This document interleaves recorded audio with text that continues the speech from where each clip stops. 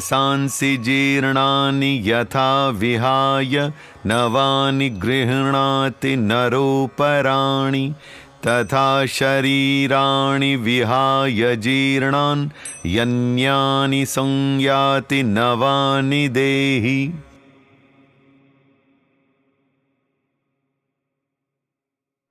श्री कृष्ण यहां पर कहते हैं कि जिस प्रकार मनुष्य के वस्त्र पुराने हो जाने के बाद उन्हें छोड़कर नए वस्त्र ग्रहण कर लेते हैं, उसी प्रकार आत्मा एक पुराने जर्जर शरीर को छोड़कर एक नए शरीर में प्रवेश कर जाती है।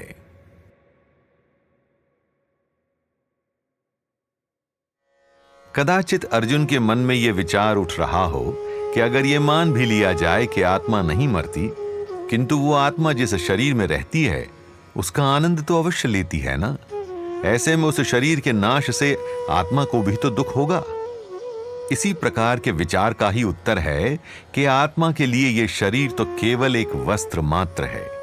जिस दिन वो वस्त्र पुराना हो जाएगा, रहने लायक नहीं रहेगा, तो आत्मा कोई दूसरा शरीर धारण कर लेगी। इसे इस प्रकार समझिए कि क्या हम कोई पुराना वस्त्र त्यागने से पहले विलाप करते हैं?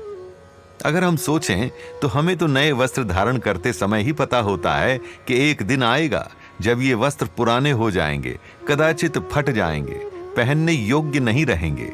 ऐसे में उन्हें त्याग कर फिर एक बार नए वस्त्र खरीद कर धारण कर लेते हैं। ये तो एक निरंतर प्रक्रिया है शारीरिक जीवन की।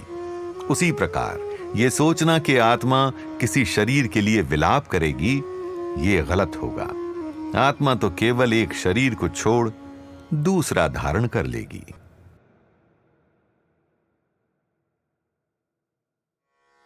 सोचिए, आपके सामने दो वस्तुएं रखी हैं, एक पुराने मैले कपड़ों की पोटली और पास ही है एक चमचमाता नया डब्बा। क्या चुनेंगे आप? कदाचित आप सर्वप्रथम यह जानना चाहेंगे कि उस पुरानी पोटली और उस चमचमाते डब्बे के अंदर क्या है। और अगर उत्तर यह मिले कि एक में है अत्यंत मूल्यवान हीरा और दूसरे में मात्र कूड़ा, तो क्या चुनेंगे आप?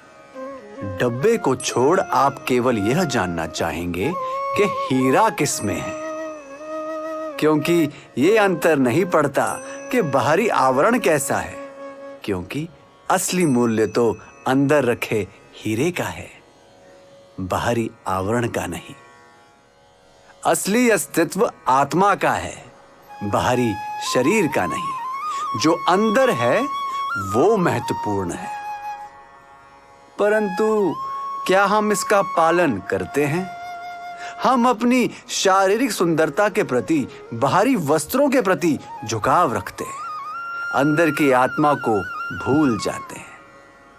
अपने उत्थान के लिए आत्मिकता को महत्व दीजिए, आत्मा का पोषण कीजिए, आध्यात्म का सहारा लीजिए, विचार कीजिए इस विषय पर।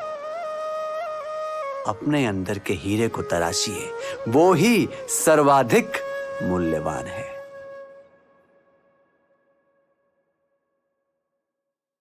जब आप किसी की तरफ आकर्षित होते हैं तो क्या देखकर आकर्षित होते हैं?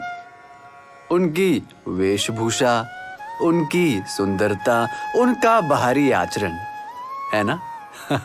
स्वाभाविक है कि उन्हें जाने बिना यही बातें तो हैं जो आकर्षित कर सकती हैं। ये एक संबंध की शुरुआत अवश्य हो सकती है, किंतु क्या कोई संबंध केवल इन्हीं बातों पर लंबे समय तक टिका रह सकता है?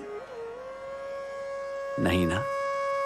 किसी का चरित्र, उनका प्रेम, आपसी संबंध, भीतरी सुंदरता, इन सभी पर निर्भर करता है किसी संबंध का टिके रहना। और जब मनुष्य की ये सभी आवश्यकताएं पूर्ण होती हैं, तब बाहरी सुंदरता से कोई अंतर नहीं पड़ता। इसे आप दो प्रकार से ग्रहण कीजिए। पहला, संबंधों में सफलता के लिए अपने भीतर झांकते रहिए, सुधार करते रहिए, बेहतर बनने का निरंतर प्रयत्न कीजिए। दूसरा, किसी संबंध के लिए बाहरी चमक दमक को अपना मापदंड मत बना लीजिए।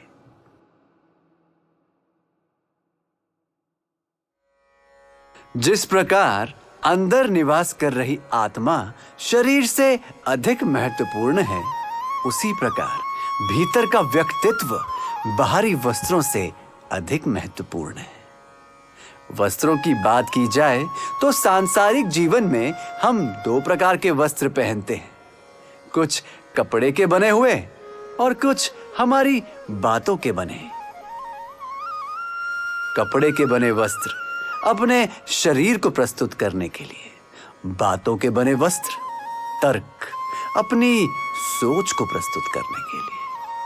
परंतु कई बार किसी विषय पर वाद विवाद को हम इतना व्यक्तिगत ले लेते हैं कि असली मुद्दे को भुलाकर हम केवल तर्क वितर्क की जीत में उलझ के रह जाते हैं। इस प्रयत्न में जुट जाते हैं कि हमारी बातों के वस्त्र चमकीले हों, हमारे तर्क भारी हों। सही गलत का कोई अर्थ नहीं, केवल विवाद में जीत ही हमारा लक्ष्य बन जाती है।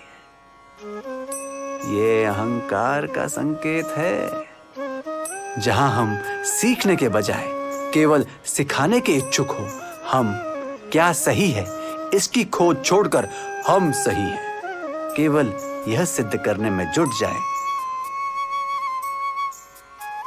तर्क कोई भी जीते, सही ज्ञान ऐसे विवाद में अवश्य हार जाता है।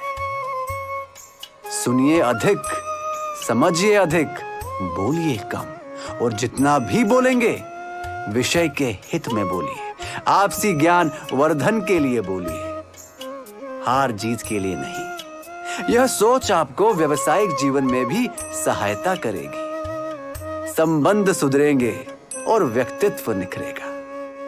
भगवद गीता के ज्ञान को प्राप्त करें, नीचे दिए गए सब्सक्राइब बटन पर क्लिक करें।